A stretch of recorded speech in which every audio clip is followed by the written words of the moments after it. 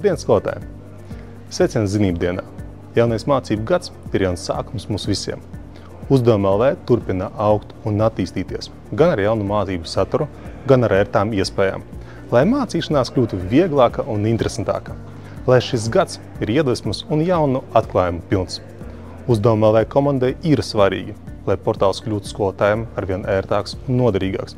Tāpēc šogad esam ieviesuši vairākas iespējas sadaļā pārvaldes darbi. Laimīgi jaunā gada!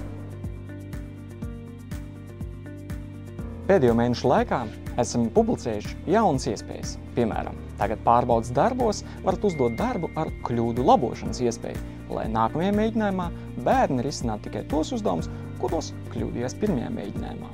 Tāpat ir iespējama arī aizsardzība pret norakstīšanu, lai palīdzētu mazināt negodīgu uzdevumu izpildi. Mācības saturs pārbaudes darbu sadaļā tagad ir sakārtots mapītēs, ērtākai uzdevumu izvēlei un pielāgošanai jūsu veidotajam testam. Un vēl viena jauna iespēja – pārbaudes darbu sadaļā varat izvēlēties, lai skolēni redz pareizās atbildes un risinājumu soļus jau pēc katra uzdevuma.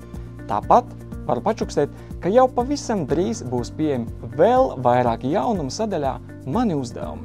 Piemēram, tiks publicēts jauns uzdevuma veids – savienošanas uzdevums.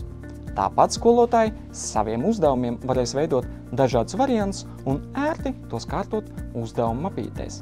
Šīs ir tikai dažas no jaunajām iespējām. Mēs turpinām strādāt pie tā, lai mācību process kļūtu vēl efektīvāks un atbalstītu skolotājs ikdienā.